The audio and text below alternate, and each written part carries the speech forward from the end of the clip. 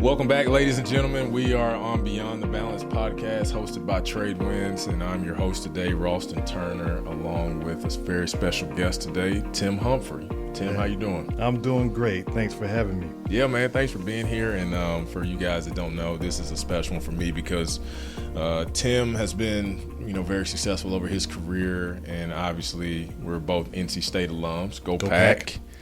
And so, when I was young, years ago, I always say things before pre-pandemic, post-pandemic. I met Tim, and he was very helpful in helping me kind of navigate some things. And so without further ado, Tim, we'll get started, man. So All right. I think the first question I've got is talk about your journey, man. You're from Fayetteville, North Carolina. Some people refer to it as Fayette-Nam.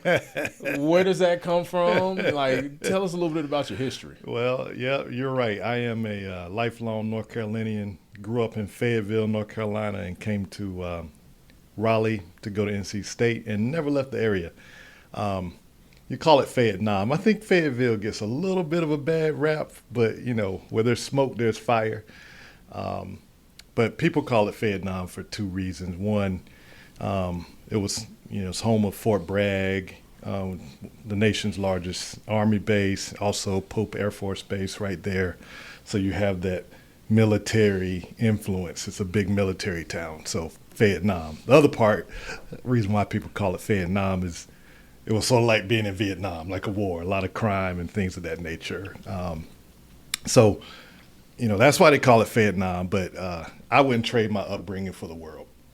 I grew up in Fayetteville, and I had a good time, but I didn't know anything else, right? So, Fayetteville was home, and that was just, that was the world to me. I tell people, first time I left the country, I was already started my career, but my aspect of the globe was from Louisville, Kentucky, where my mom was from, to about Atlanta, Georgia. That's about as far as I had been until I started my career. And so, you have a very, very small perspective, but throughout my career, I've had the opportunity to travel the world. But yeah, I grew up, go back to Fayetteville. I grew up dreaming of being like you, being able to play hoops, but not just at the college level. I was dreaming of playing for the Lakers. I love Showtime. I love Magic. I had big time hoop dreams. You couldn't have told me when I was a kid that I was not going to be, power forward for the Lakers. Let's just say I didn't realize, number one, I wasn't that good. Number two, even if I was that good, how hard of a path that was, right? But I love playing basketball. I played all sports, but I really love basketball. And one of the things that I'll say is I love that I played all sports. I played basketball. I played football. I played soccer. I played tennis. One of the things I'll say, though, is I'm glad I did that because that showed me the power of team. And so even though I did not become a Laker, it showed me the power of team and the importance of being a team and having, that culture of winning and everybody doing their part to achieve a goal, right? And I've carried that with me throughout my career. As an individual contributor and as a leader. Just a little bit about me. So I grew up thinking I was going to play basketball. And I was pretty good when I was little. Probably wasn't good enough to be an NBA player, but I was pretty good. But then when I was 13, I had reconstructive surgeries on my feet. And I did one year and one the next year. So for about 2 years, I didn't play. About 2.5 years, I didn't play. And I had a long rehab journey. Luckily, my father was a therapist, so, we were doing rehab all day. Well, all day after he would finish work, we go do rehab. So I was able actually to come back and be able to play, but I was nowhere near as good as I was. And I was, by the way, if you stop playing basketball 13 to 15, that's when everybody gets good. So I got left behind. I did play in high school. I was able to come back and play, but I wasn't as good. And, it was around that time. I'm really thankful. My school, we didn't have a ton of guidance counselors, but we did have one guidance counselor, and he gave me some great personal attention. And I didn't know what I was going to do because it was clear I wasn't going to be a big time basketball player. I mean, I wasn't even close to being the best high school basketball player. But he said to me, "Hey, you're good in math and science. Have you thought about being an engineer?" And I said, "That's all you think I can do is be a guy that drives the train?" And he said no, and he explained to me what an engineer was. I didn't know what an engineer was. I hadn't seen examples of engineers growing up in Fayetteville. But he explained to me what it was, and then he took another step. He helped me get into an engineering camp up here at NC State over the summer. And I came up here over the summer, and when I came back, I was like, I want to be an engineer. So I had access to understand what an engineer does and understand that's something that I could do. So that was it. So when I graduated, I came up here to NC State. Now, before we get into my career, while I was in school, I had a lot of little small individual scholarships that I applied for and got. And for the rest of the money that I needed to go to school, I worked. So I did about every job you could do while I was at NC State. My first job, I worked at NC State in Stewart Theater as an usher. So, yeah, when you were probably trying to, get in free or whatever, I was one of those guys that people were trying to say, "Hey, I want to get in so I can see the show," or whatever. That was me. I was the usher there, and then by the time I graduated, the last 3 years there, I was the house manager. That was my first experience actually being in a leadership position. I also worked at the Rack Room Shoes. Mm-hmm. I sold shoes. I also was I was a janitor. I was a construction worker. I was a telemarketer. Basically, just about anything outside of the restaurant industry that you would pay minimum wage to somebody, 18, 19, 20 years old to do, I did it. And I had one of my semesters there, I had a roommate who was in his 6th year. And one of the things I always tell people say, "Tim, you know a lot." And I say, "No, I just listen." And I feel like knowledge can be had from any source. So I listened. So I had a guy that was my roommate, and he said, "I know you're working all these, part-time jobs, but you also don't have a 4.0. And when you graduate, you need to have some experience so that you can get a good job when you graduate." And I said, "Okay."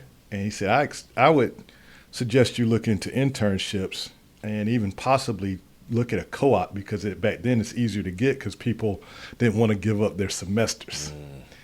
And so I started applying for internships and co-ops, and I must have got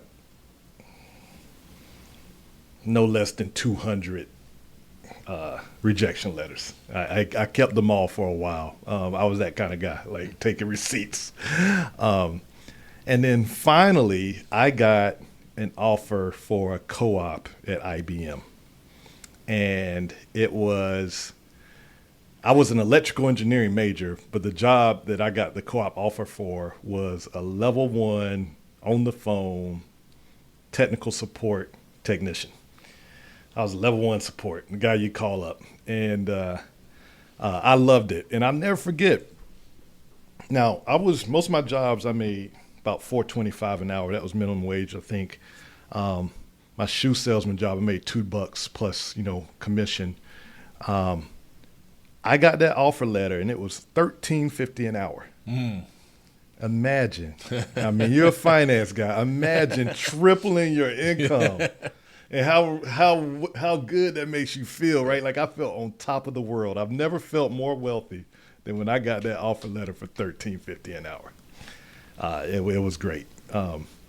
So, yeah, I went to IBM, and I did a semester of work at IBM, and then I do a semester of school at NC State. So that meant I I graduated later, but looking back on it, everybody was in a rush to finish in 4 years. Mm-hmm. And looking back on it, now that I had the benefit of hindsight, that was the best time of my life. Mm-hmm. It's not that life's been hard afterwards, but like the college experience, that was great. I'm glad I had a chance to do it for 5.5 years. I mean, you know what I mean. You're in a rush to get out of there, and then you're like, man, this is, this being adult thing is not all it was cracked up to be. I have, and I still give all the advice, like to someone young. I would say, hey, it's amazing how fast we are trying to get out of school. Like, I want to get out of school. I want to get a job. I want to make money. I want to do this and I want to do that. And I'm like, you have no idea that you're in the best years of your life, because it's as much as there are things about adulthood that are great, there are also so many things that you were like, dude, I could do without that. That's right. And the thing about adulthood is it doesn't stop. There is no summer break. There's no spring break. There's no, I don't feel like it today. It's like, no, every single day. Every single day. Adulthood doesn't matter. So I want to come back to something that you said. Okay. Just talking about when you made that jump, you got to NC State, someone gave you the advice to do the co-op because you don't have a 4.0. One of the things I found in my journey from basketball to getting into the real world is I had no idea what the job interviewing process was like. And what I learned is I always thought, hey, you go to school, you graduate, you get a degree, job. You get a job. Yep. Like what do you mean you're searching for jobs? And so talk a little bit more about that just for some of the, younger folks. And like you look online and it says, hey, you need to have 5 years of experience. You need to have a bachelor's degree and, whatever else comes with that. So just talk about or give us some advice on, when you're in that stage, and especially somebody that's been in leadership, what can they do to set themselves up? Yeah. Well, I'll tell you, I think I told you I probably had 200 rejection letters when I was looking for internships and co-ops. I think it's even harder now. And so that's how hard it was for me because I didn't have the 4.0 GPA. In what way is it harder? I think because technology has moved so rapidly, over these past 30, 40, 50 years, and especially over these past 3 to 4 years, that it is taking away a lot of the things that were valued in entry-level jobs. So I think it's even more difficult today to make yourself a viable candidate for a job because some of the things that were considered, big time skills aren't considered as big time skills in today's environment. So, sort of like you, I thought it was I go to school, I would get this job, right? I get my degree, and I got a taste of it looking for internships that no, it wasn't that easy. One, a lot of internships, I didn't even qualify to be able to apply for because they were like, we want somebody who has a 3.5, or at a minimum, you have to have taken, this many circuits courses, and I wasn't even that far in, right? So a lot of them I didn't even get to apply for, and then the ones I did apply for, I just on paper wasn't as competitive, and I had no concept of how you look to other people on paper, how much that mattered. I had no concept of that until I went on this journey. And that's sort of what my roommate was saying, like, you're going to need some experience because on paper, unless you have a 4.0 with no experience, you don't look great. And so today it's even more challenging, right? I think it's even more challenging. Employers expect a lot more skills for you to bring into a job, even at an entry-level position, right? Gone are the days of we will train you for a few years and let you come along. No, employers now expect you to come in and learn that environment, but then providing value quickly. Yep. Which that's a whole different paradigm. And then you mentioned another thing. I got minimum wage jobs. Those were easy, right? Like I got the job at the Rec Room Shoes, the Stewart Theater, the janitor job, the construction job. Matter of fact, one of my jobs, they tried to get me to quit school. And I was like, hey, there's no way I can do this for the rest of my life. I'm not cut out for construction, right? Yeah. But I didn't realize how important the interview was. And, nobody taught me how to interview. So the few times I was getting interviews, I probably wasn't putting my best self forward because I didn't know how to. Right? I went into interviews, when I think about it back then, I went into interviews as question and answer. And that doesn't make you stand out amongst, say somebody's interviewing 8 people that day. If you're going to it with a question and answer, that doesn't make you stand out. I didn't understand the power of storytelling. I didn't understand the power of conversation. I didn't understand the power of being likable. I'm like, I answered the questions. Why didn't I get the job, right? Like, I answered the questions, and they're probably good. Now that I've done 1 million interviews over my career, I realize everybody can answer the question. Right? So those are some of the things that I didn't understand about the competition in the workforce to get these roles. But luckily I got the IBM role. And I got better over time, like with anything interviewing. I got the IBM role, and that taught me a lot. And the good thing about that role, I had to be on the phone talking to customers, and most of the time they're calling up because something's not working, so they're mad. So I got my communication skills improved, 1,000-fold taking that job. How to calm down a situation, how to deal with a stressful environment. I got so many lessons from that role that by the time I was coming around to my last semester or 2 and I was interviewing, I had pretty much everybody that I interviewed, I got the job offer for. But I didn't know. I had to learn. I had to go through it. I mean, in hindsight, I should have been reaching out to people saying, hey, help me do some mock interviews and critique me. But I didn't, you don't know what you don't know. So for someone like you that, wildly successful in that field, I mean, you started at IBM, had some time at Lenovo, went back to IBM. You just mentioned it. You started on the floor. You're the first line of defense. And then all of a sudden you go from that to over the years to being in a leadership position. Talk about the perspective you had as a leader in terms of how those experiences helped you. And just talk a little bit more about now in a leadership role. Like, what was the path like to get to that? And was that something that you always said, I want to be in a leadership role? Or how did that happen? Yeah, I actually ever since I knew basketball was not a reality, and the guidance counselor helped me understand what an engineer was, my goal was to be an engineer. So when I had my job offers, one of them was for IBM, but not in the technical support area, but in the development area for PCs as an engineer in the lab. And that's the role I took. And so I was happy. I was living my dream. I had made it. I was, being an engineer, and I was doing engineering work, and I had great coworkers. Some of them are my friends still today. I loved it, and I was learning a lot, and I was able to put what I had learned in school to use. So I just thought I was going to be an engineer forever. Like, that was it for me, right? And I sort of got thrust into leadership. It wasn't my path.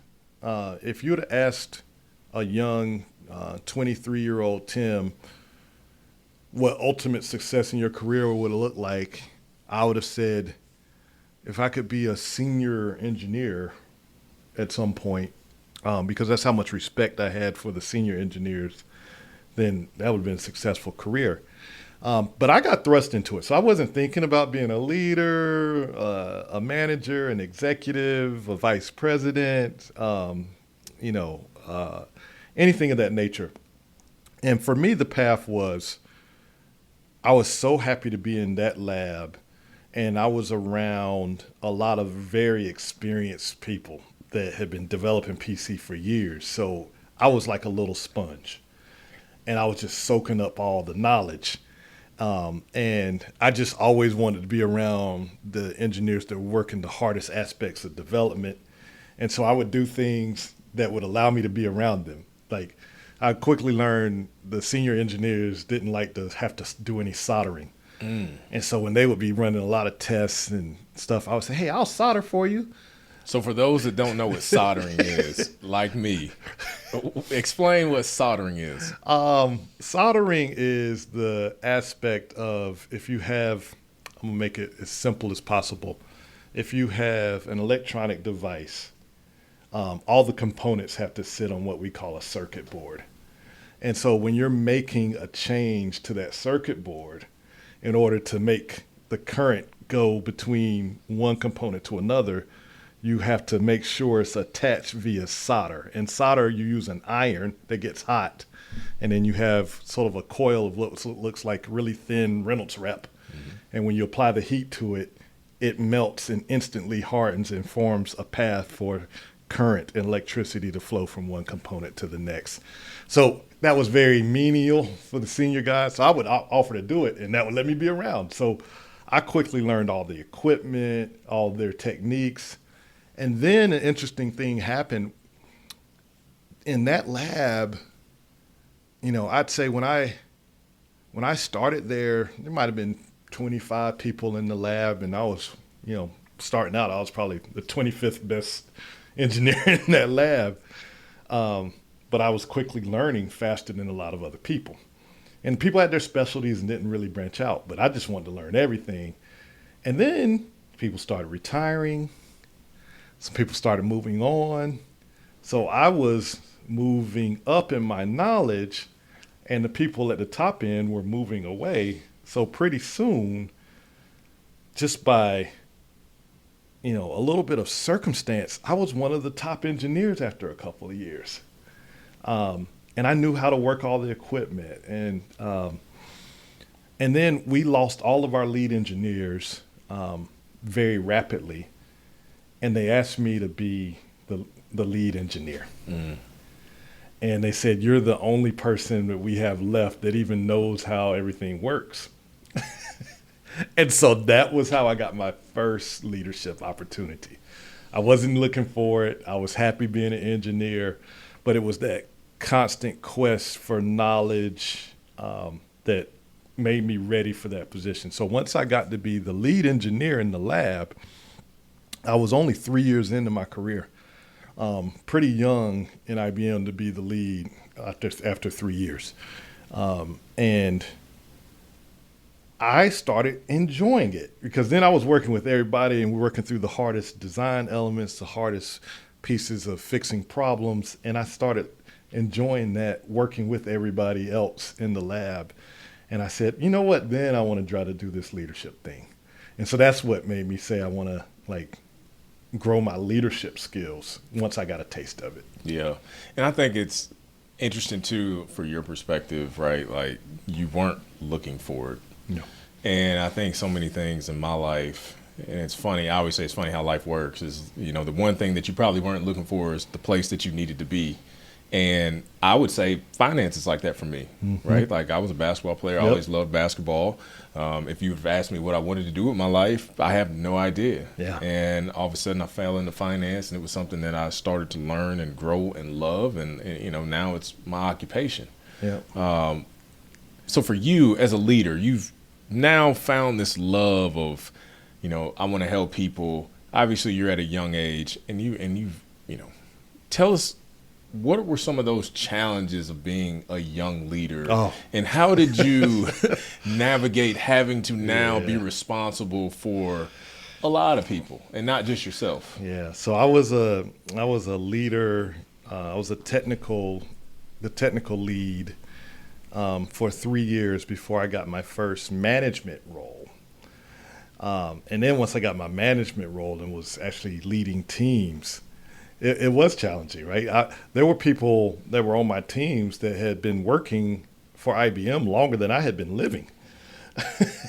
And so, one of the things that served me well early on in my leadership journey was just like my academic journey, my sports journey. Learn, learn, learn, learn, learn, learn. And I, did the same thing when I became a leader. I didn't assume I knew everything just because my title changed. I found good mentors that would help me. And I had somebody give me some of the greatest management advice when I got my first management job. So they said, Tim, think about you've done a lot. Think about every leader, supervisor you've been around and the things they did and how it made you feel. Think about the bad and the good. And the bad ones, don't do that. And the good ones, amplify that. How can you take it to the next level? So that's what I did, right? Like I just literally, tried to learn from people and didn't focus on my age, right? I didn't focus on, hey, I'm young and those types of things. I just focused on, here's the mission. Here's what I need to learn how to do. I was always asking for help. My mentors around that time got my first management job, they probably got sick of me because I was always like, "Ooh, here's the situation. I need some help. I don't know exactly what to do. I'm thinking about this and that." And here's what I tell people: there's so many people around that are willing to help you, but you have to reach out. And luckily, I had no shyness about reaching out. Mm-hmm. And so I had a lot of help. And so I learned the lessons of what it means to be a good leader. And I learned those quickly, and that helped me continue to grow. Mm-hmm. Because I didn't start off with bad leadership habits. I took all those good things that I already knew and had seen, and I tried to replicate those. And then every time things would come up, I went to people that I thought were really good leaders and asked them for help, and they gave me help. So I built a good foundation of, how to be a leader from my past. I read a lot of books on leadership. And then, when I got in situations, I asked people for help. And that really propelled me, through my career. And when I talk about leaders, I'm even going back to like some of my little league coaches. Some of the best. Some of my little league coaches, right, that, made you do it over. But when they made you do it over, it wasn't because they were being mean. It was because they wanted you to be better and they knew you could be better, right? And you know how that is. Oh, yeah. Right? And you know what that does for somebody, right? Yeah. Like, the type of energy that gives you. And that was what I wanted to bring, right? Like, I knew I had people that were really, really good and experienced. How can I help them get to another level? Well, some of them, they needed my knowledge. Some of them didn't. They just needed to feel they were in a good environment. They needed to feel supported. So I just try to make sure I tailored my approach and didn't have this one size fits all for everybody, just like in sports, right? Yep. Like, I'll use this example. You played basketball. You remember the first time we tried to do left-hand layups? Yeah, if you painful. were right-handed. Painful. Oh, man, right? Like, it was terrible. Yeah. It was terrible, right? But there was always one or two people that just, the first time they got it. Yeah. But for the most part, nobody else could do the off-handed layup. Mm-hmm. Same thing, with careers and work, right? Like some aspects of it, people pick up and they've got it real quick. Other people, not so fast. Yep. But eventually you can get there, right? Mm-hmm. And, eventually doing the left-hand layup was easy. Mm-hmm. But it was very hard at first. So, mm-hmm. That was my approach. And I had the opportunity to do management, leadership roles, executive roles in so many different aspects of technology and business that I would have never thought, right? Like I thought I would be in engineering my whole career, but I did hardware development, software development, testing, battery technology, supply chain, mergers and acquisitions, sales support, data, analytics, AI.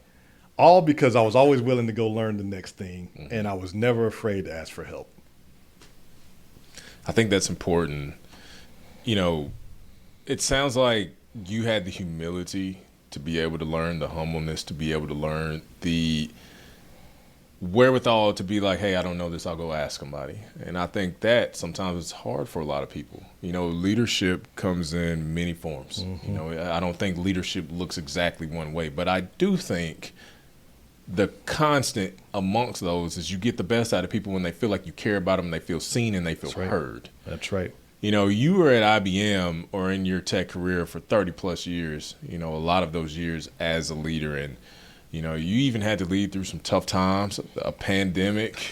That was probably one of the toughest times. National uprise with the death of George Floyd. Just talk about navigating that as a leader, and just what are some of those lessons that you learned by going through some of those tough times? Yeah, you know, when I think back on my career, you mentioned a couple, the pandemic, George Floyd, even in a micro level, when I was getting into management, our division in IBM, the PC business in IBM, was not very healthy. We were losing money. The year before Lenovo bought us, we lost $1 billion. Oh, so I even went through bad economic aspects. And then, you know, I went through 9/11. I went through the market crash in 2008. So, you know, I just seen a lot. And what I will tell you is every big inflection point that I've had the opportunity to see, all of them have been different. And, you know, when COVID was starting to happen, for example, I'll pick on that one. You know, man, really not knowing what was going to happen, and it wasn't a playbook for what to do, was probably one of the most difficult times as a leader, because I'm like, people are counting on you for answers and you just don't know. And nobody had the answer, right? So I would say, you touched on this earlier, but being willing to do the work and find a path forward is something that I've always relied on heavily, right? So if it's, you mentioned George Floyd's death, didn't know what was going to happen, but working to find a path forward for people is my approach, right? Like, all right, let's go figure it out. If nobody has the answer, we got to go define the answer. How do we get information to help us do that? What do we need to, experiments that we need to run? And then, oh, by the way, the other thing, when all these big crises happens, understand that at the end of the day, they may be an employee, but there's a person under there, and everybody's processing and dealing with things in a different way. I'll never forget one of the early leadership lessons I had. One of my really top guys, they don't teach you this in management school, and IBM had some really good management schools, but I'll never forget early on my first management job, one of my top guys came to me, and it was the hardest discussion I think I ever had as a manager. And it wasn't I had to fire him. It wasn't I was laying him off or not giving him a raise or tell him he need to do something or his performance wasn't up to par. It was his wife had stage 4 cancer. I didn't know what to do. I didn't know what to say. And, you know, he found out, you know, some people find out they have cancer early. They found out late. So I believe it was stage 4 cancer she had. And I felt so helpless. And, you know, at that moment, he wasn't my top employee. He was just a human who was struggling. And I think a good leader understands that you may not have the answers for people, but sometimes you just need to let people know that you're there for them. And because I didn't have an answer for, there was nothing in the leadership handbook or training that, what do you do when somebody tells you their wife that they dearly love and they've been together for, I think, 30 years, has stage 4 cancer, right? There's no playbook for that. So, that made me learn real quickly. Yeah, you're leading a team of employees. All these employees are people, and everything that affects people can happen to them. And when you don't know what's going to happen or the future is uncertainty, you have this major disruption, pay attention to them just as people. Be there for them just as people. And so that was a lesson that moment taught me that then carried with me into these other things. 2008, the market uncertainty, COVID uncertainty. But I was like, you know what? At the end of the day, let me connect with people as people, and we'll find a path. George Floyd, same thing, right? And so that's just sort of been my approach. And it served me well. And, even me, right? Like as a person, when I'm going through something, sometimes you need somebody that's just wanting to listen. Sometimes you need advice. Sometimes you need people to distract you, right? And I think that all of those elements make up a good dynamic leader. So, I learned that one lesson that I carried through all those times. And then two, when I think about good leaders, the coach that used to pick me up from practice because we couldn't get there, right? Like that's not part of teaching basketball, but man, did you not want to do well for that coach because he picked you up, right? So all of those things and all of those lessons just helped me through these uncertain times. And I got to tell you, because I would go home at night and like, what is going to happen? I don't know, right? You feel so uncertain, but then you go back to, okay, nobody knows and everybody's people, and let's fall back on that. I think one of the other things is leadership. And, for me, and especially being a coach, is transparency. To your point, as a leader, you don't always have the answers, and you're not always right about everything. But I think when the people that you lead feel like you're uncertain and they can feel that uncertainty from you, I think that's when they get themselves in a little bit of trouble. And I think, part of, being a leader is being transparent with everyone, even if you don't know. It's like, hey, Tim is our leader. And he doesn't know, but he's going to help us figure it out. And he's not going to leave our side. So no matter what, like we're in this together and we're going to figure it out. Right. And I think like the example you told just about the cancer, I can't imagine being in your shoes and sitting there. And I'm just going to guess that when he came into your office, like you didn't know what what he was going to talk about. No clue. I thought we were going to talk about whatever project we were working on. So out of 10 things that you thought this conversation was about to do, and he drops that on you, and it's all of a sudden just an immediate pivot. Like in that situation, he's probably like, I just need you right now. Yeah.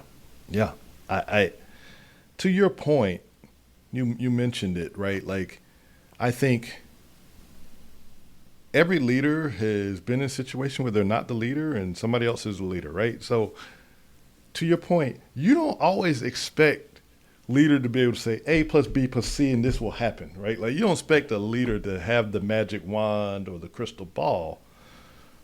But man, you expect the leader to help you define the path forward, right? A coach can't tell you before the game what the score is going to be.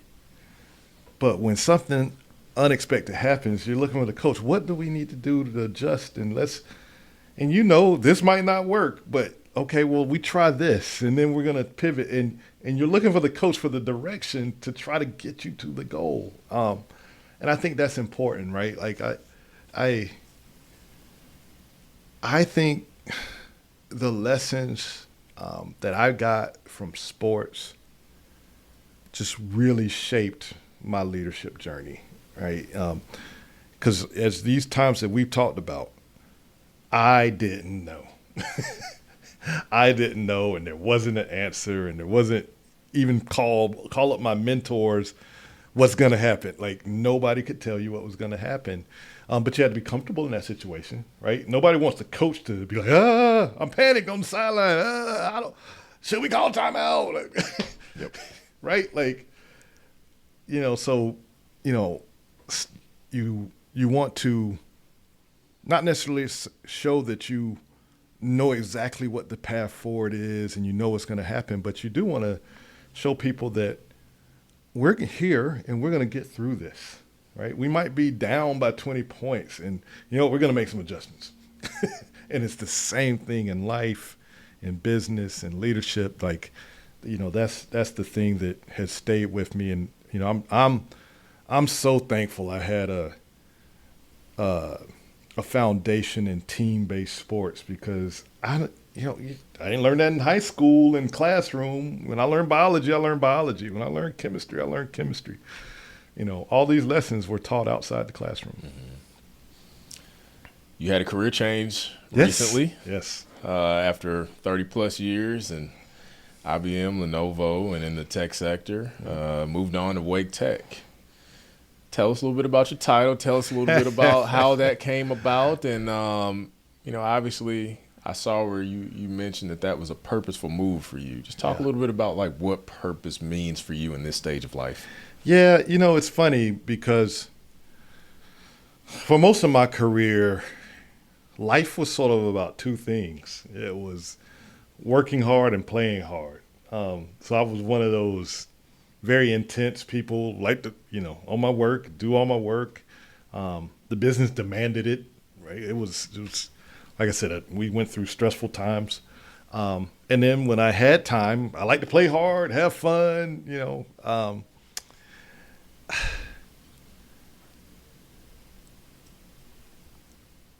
As I became more successful in my leadership journey, I did get more opportunities to give back to the community. And, my mom was an educator, so I sort of have that in my blood, I guess, a little bit. So I started doing more and more things in the world of education. Even at work, I started being, as I got to more senior positions, somebody that could, set up partnerships with institutions. And as I got into that, I knew what education did for me in my life. And then as you start to see more examples, as I started to work with nonprofit organizations and see what education did for people, my love for education started to grow, right? And I had a really strong career. I wouldn't change anything about my career, but I wanted to have. One thing about leadership is like you want more and more impact. And for some people that comes in different shapes and sizes, and I think that's okay. Some people want more people to lead. Some people want bigger revenue targets. Some people for me, I wanted more personal impact.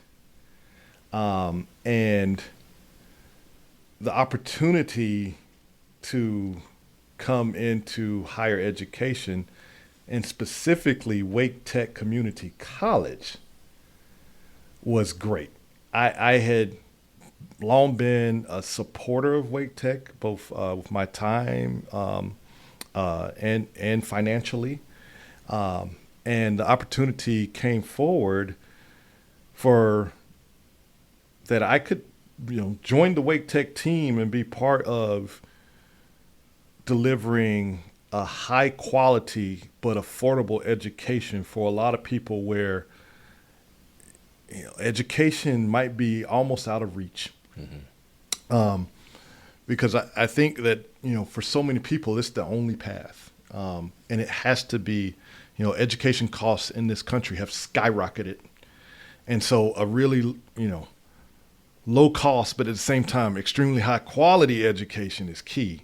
So I had the opportunity to do that and be part of this mission, which I'm an engineer and I'm a techie, so I love tech, but being part of making a difference for the community and people was it's just something that just gives me purpose. So that was when I was talking about my move to Wake Tech and you were reading that article, it was like, man, here's an opportunity for me to be part of something that I've always believed in. And oh, by the way, I think I mentioned my mom, but my mom was an educator. She was a kindergarten teacher most of her career. And then at the tail end of her career, she went to community college. She went to Fayetteville Technical Community College. She started the early childhood education department as a unit of one and built it up, got it to the point where it was sustaining, and then she retired. So part of it is, I think education is a little bit in my blood. I've always been a lifelong learner. That's how I've been able to do so many different things, because I've never been scared of learning. My mom put that into me.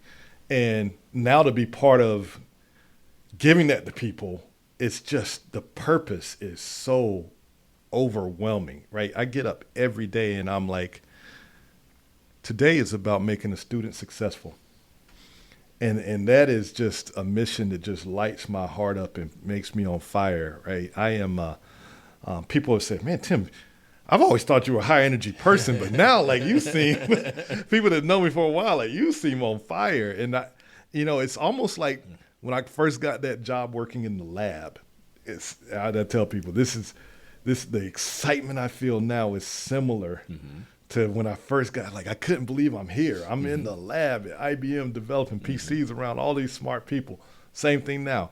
I'm at a community college that has all these talented people, and we're giving something to people at such a low cost that they can afford it and they can change their lives, right? Some people, it's this or crime. It's this or I have no way to provide for my family. And what we're doing, especially in this area, we think about, this is a great place to live. We're always ranked high and that kind of stuff. But there's still people here that are struggling. Yep. And to be part of taking our region to a level where people have economic mobility, man, that's special, right? Mm-hmm. Because, that very well could have been me growing up. Right? I was fortunate, to be able to have what I had and, had parents that were really focused on my education. And so I always sort of did good in school and have a guidance counselor to steer me towards engineering, all those things I had. But not everybody has those, right? And I recognize that. So that's what it's about, purpose. And, they put me over, I'm a provost. I'm still figuring out what a provost does. But I'm over our business and our IT programs. I also have part of business is our culinary program. So I've got the culinary, hospitality management, and baking and pastry, which is not good for my waistline.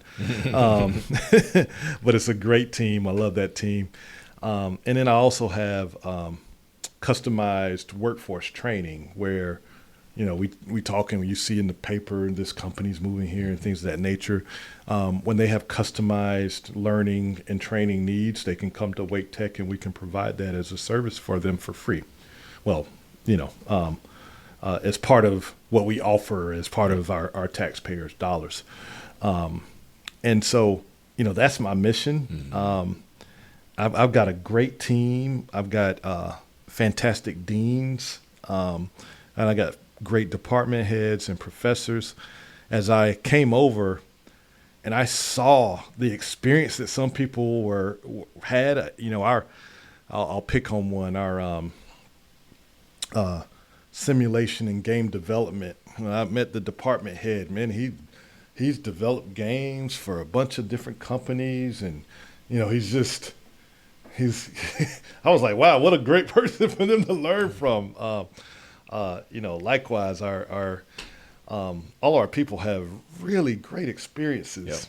And it's part of bringing that high quality and affordable education. And I'm glad that we have the community college system that we have here in this state. Now that I'm in this world, I've been in this world for 3 months. I appreciate what the emphasis we've paid on it.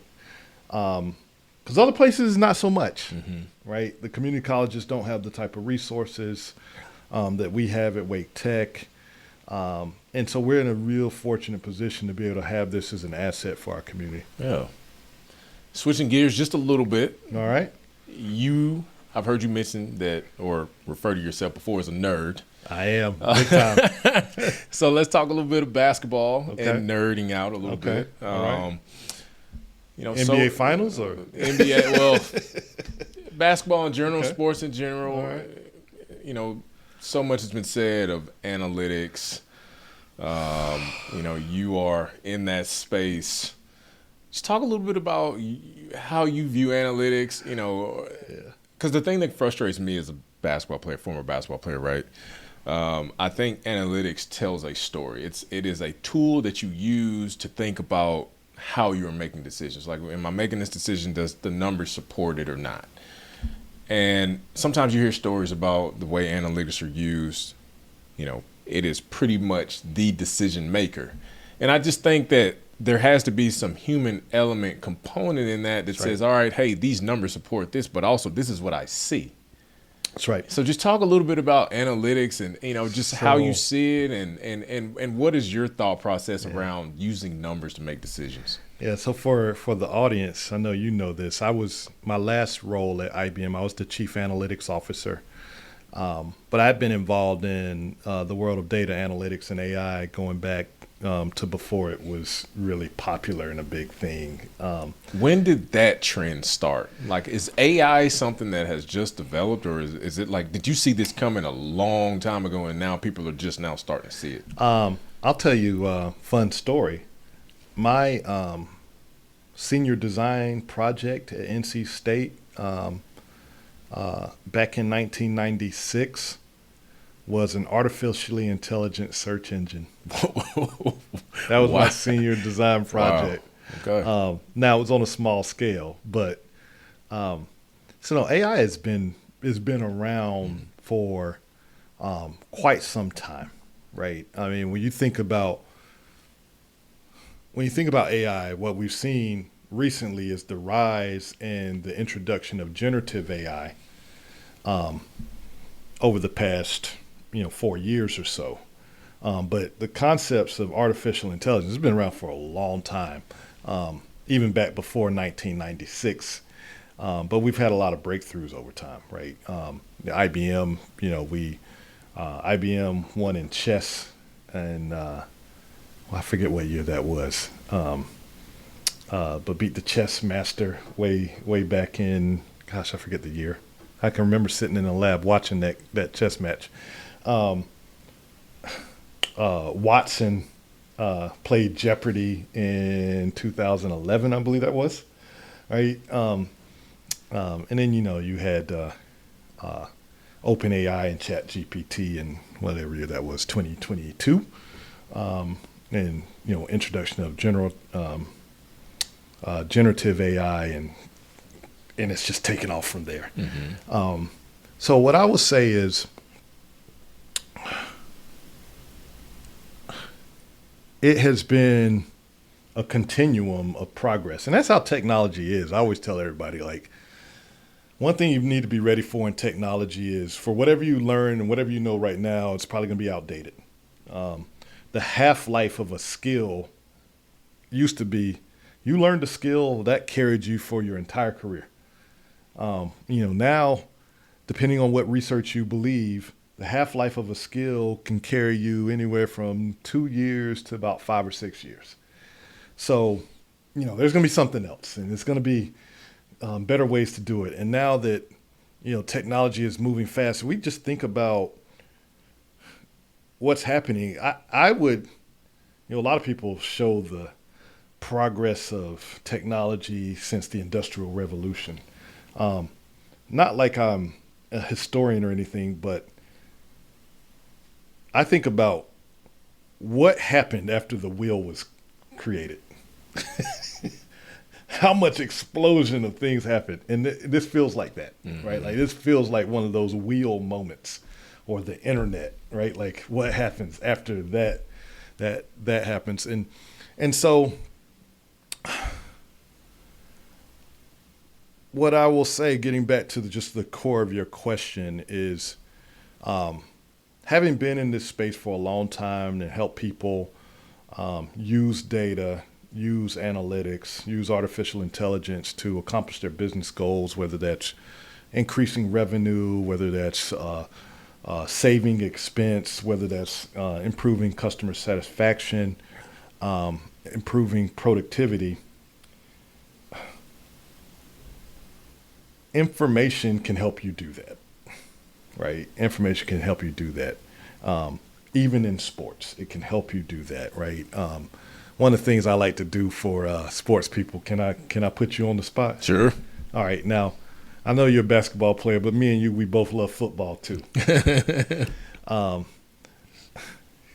Unfortunately, you like the Cowboys. I know. And, that's going to be my cross to bear for a long time, because they seem to just can't get right. But anyway, we did this thing back in 2015, and we had the NFL statistical set for many, many years that we were able to get our hands on as an analytics team. And I remember getting this, and, we were trying to, perform some experiments. And the question was, what is the number one predictor of fumbles? If you had a set of data, all the data that the NFL could provide you. And I think I know everything about football. Like, I played football, and I watched football, and I'm a fan. And I was like, oh, clearly going down the track of the weather is going to be the biggest predictor, right? Like, we can drill in and understand when we had precipitation. I bet, that's going to be the biggest predictor. I was certain of it.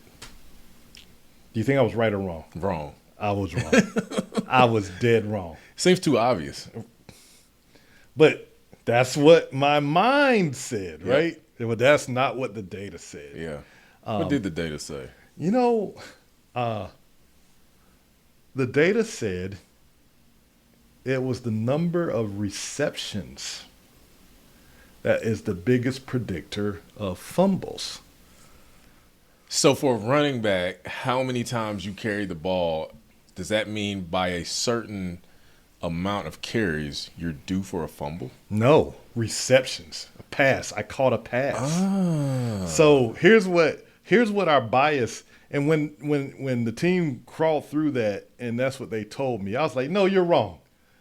I still didn't want to believe them.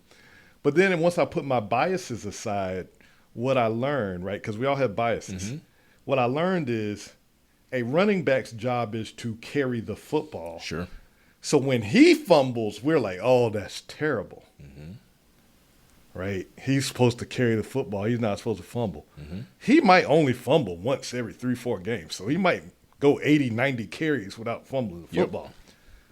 When a skinny receiver like Ralston goes across the middle and catches the ball, and a big 275-pound guy like Tim Humphrey hits you, you're like, oh, poor Ralston. So in your mind, you don't see it as bad that you fumbled. Because you caught the ball. You just caught the ball and you exposed your ribs and whatever. So I share that story because I do think that there's value in insights that are derived from data. And that was a big one. So what that would tell you is, man, if I want to reduce turnovers, I need to focus on after-catch ball security. Right? Like, if I really want to reduce turnovers, that's where I need to really, really focus if I'm a coach. Your natural tendency would have been running backs, hit them at the ball while they're running, which is good. You want your running backs. But, running backs have big, strong hands, right? I mean, they got big, strong arms. For the most part, some of them have some fumbling problems. For most part, statistically, they're pretty good. But when you catch the ball in the open field, you're not. And you're running with it this way, and you're not running with it high and tight. So I share that story because I do believe in the power of insights from data. But I'm going to share the opposite story. There's a quote that I found when I first got into the world of data science that I used to put on our internal messaging platform as my status. Mm-hmm. Some people put, their job hours or whatever, or their title. For me, I put, it was a quote, "If you torture the data long enough, it will confess to anything." Ah, that's a good one. I like that. So while I believe in the power of insights drawn from data, I do believe that you can make the data tell you things that you just want to hear, even though it might not make sense. Right? So give us an example. The example, let's go to basketball. Yep. This is one of the things that bothers me sometimes when I'm watching basketball. The data would say a 3-point shot is a good shot to take, right? You get an extra point, right? And if you can shoot it, above about 35, 36%, like you could, then it's always a good shot. However, that's if you're just looking at what's a good shot without context. And now, what I will tell you is, and if I've got the lane on a break, my layup is 99%. I'm 99% to make that layup or slam dunk. Right? So I ask the data, if I ask for insights around what's a good shot given a choice and the circumstance of the game, that layup is probably most times during the game is going to be the better shot. So, yeah, of course, now, if you're down and there's a minute or two left, that changes it. But, this is one of those things that, sometimes I see people give up the easy shot for the difficult shot because analysts say we should bomb away for 3. Well, analysts is really just saying, in all, that's a very productive shot. But it's also not accounting for, am I feeling good? Am I feeling confident? So many outliers that Right. It's not also telling us. Where am I at on the court? Yeah. Right? You played in some stadiums. As a dead-eye shooter, the stadium matters, right? You're on some of these elevated stadiums where the things that, then your angles, that all of that matters. And so what I have always believed, even though I'm the biggest data nerd and an engineer and believe in the power of analytics and insights from data, I hold a belief that man or human plus machine, science, information, technology, put those things together, you get the best outcome. Mm-hmm. Right? To your point. Well, right now, Ralston ain't got it tonight. His girlfriend broke up with him yesterday, so his shot's just off. Mm-hmm. As a human, I know that. It's not in the data. Mm-hmm. But as a human, I saw you shoot around and you didn't have your same energy. So, we're going to focus on the mid-range and the layup for Ralston today because, he only had the confidence. His girl broke up with him. Yeah. So that's where I think sometimes people go too far. And you can't rely solely on human. Human intuition would have told you, work on the running back and, in rain, get better gloves. And, that was my human intuition. But machine, information, science really said, no, it's really about receptions if you really want to bring it down. So human was wrong. Same way on the flip side. Sometimes the data's going to be wrong. Basketball, no, you got to focus on some on the human. And as a basketball player, sometimes that hoop feels very big. Yes, it does. And that changes things too. Yes, it when does. That hoop feels very big, that changes things. And then there's sometimes you're like, man, you just don't have it. And that hoop feels very small. It feels like the little hoop at the state fairgrounds that's actually like this, but the ball doesn't even hardly fit in it. Don't tell all their secrets. Us tall people, we could see because you can sort of see the angle over. You're like, wait a second, the hoop ain't round. Yeah, imagine being a shooter like myself going to the fair and you're like, hey. Wait a second. There's no way I can't make a single shot. That's right. That's right. Wait a second. Right? It's not round. Yeah. Yeah. That's interesting insight, man. Yeah. And I think a lot of times, to your point, there's always a human element. There's always a computer element. You know, I think about to a time when I was playing and I had a bum knee. I still played through it, but I had a bum knee. Mm-hmm. Shots not falling. People are like, oh, he's just not making shots. It's like, man, have you ever tried shooting on one leg and you can't feel the other leg? Yep. Now, you still got to go out there. You got to make the shot. I get it, understand it, trying to win the game. But it's just like, dude, there's so many things going on that a number can't tell you. Yeah. And it's interesting, though, just what the numbers do tell you sometimes, too. It's like, oh, like, for example, after receptions. Now that you sat there and you break that down to me, I can visualize it and kind of see it a little bit. Like, That's okay, right. yeah, that makes total sense. But I was like you, man, when you were talking about what's causing fumbles, it's got to be the weather. Yep. It's got to be the running back. It could even possibly be the angle that they run. It's got to be something there. I never would have thought about a reception. It's too obvious. Yep.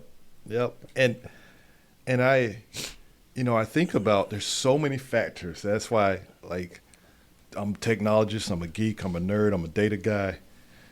But human plus technology together, that's the powerful formula, right? Because human, to your point, when your knee is bad, even though you're able to still run and play, man, you're thinking about how you're landing. Guess what you're not thinking about? Your follow through.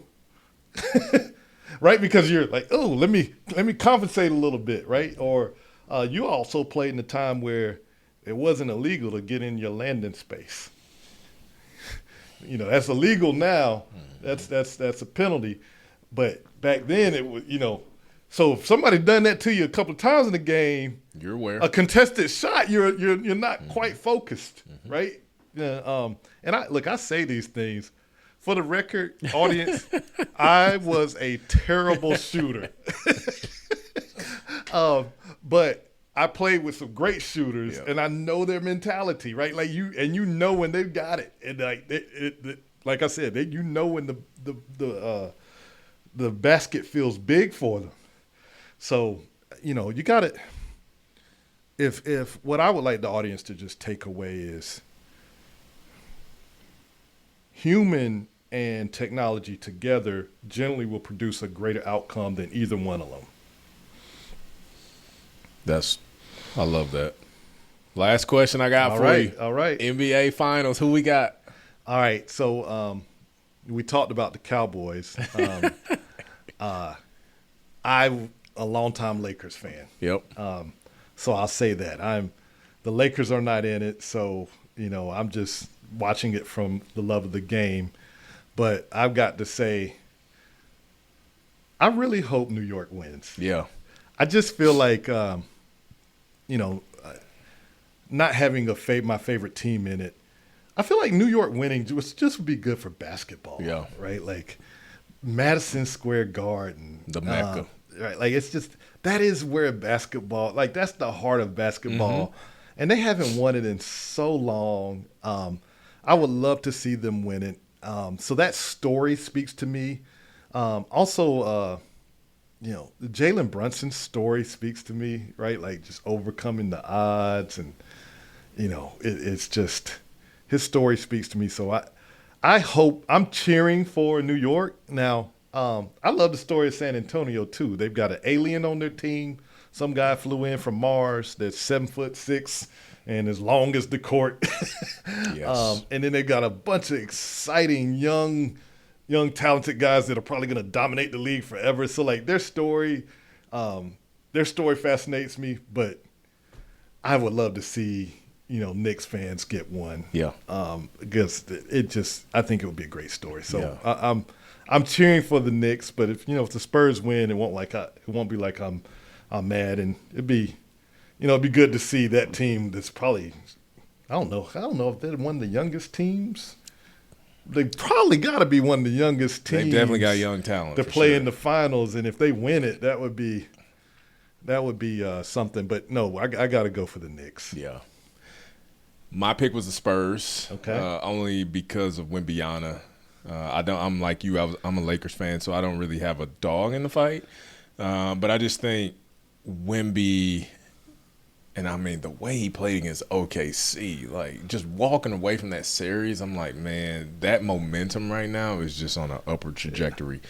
But I'll also agree with you too on the New York side, and I don't know if you watched. I'm sure you watched the game last night. I was just sitting there, and I just kept thinking about something that has nothing to do with the game, but they kept putting the camera on the fans, and it was like, man, you can tell how much this means to New York. It does. And they said it had been 26 years since the last time they've been to the finals, and I mean, I played in Madison Square Garden, and I mean, it's widely considered as the mecca of basketball, and it is definitely a bucket list thing for you to go to not only a playoff game, but if they're fortunate enough to make it to the finals, and you can make that happen, you should go. But you got two organizations that, one is historical, the mecca of basketball, and then you've got the San Antonio Spurs championship pedigree. They've been there before. They do it the right way. You've got two communities that rally behind their team. And look, I know the Brooklyn Nets are around, but that's the New York Knicks. You know what I mean? Yeah. So it's all about the Knicks, right? Like, it is all about the Knicks. Yeah. So I'm hoping. I'm cheering for them. How many games? 6, 7, 5, 4? I'm gonna go Knicks in 6. Knicks in 6. I just think that rhymes, and that's why I'm picking it. No, it wouldn't surprise me if this series went 7, but I like the sound of Knicks in 6. It's catchy. Okay, I'm gonna hold you to that. All right, Tim. Well, hey, man, thanks for being a guest today on Beyond the Balance, man. I really appreciate you coming through, and for some of me personally, I just appreciate the way you've always shown up for me, and so. Look forward to connecting with you again soon. All right. But in the meantime, if you ever need anything, you always know where to find me. Hey, thanks for having me on. It's been a blast, and if you ever want to have me back in the future, I'm glad to join. And just as a big shout out to you, it's been energizing for me too to watch your journey, to watch your growth. I didn't know you when you were playing, but to watch you when you were playing, and then to watch you, grow as a leader, as a family man, as a financial guru. It's just been impressive, man. So keep at it. I really appreciate that, man. Thank you so much. All right.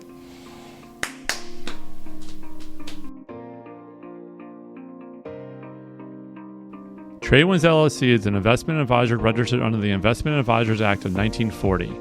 The information presented in the material in general in nature and is not designed to address your investment objectives, financial situation, or practical needs.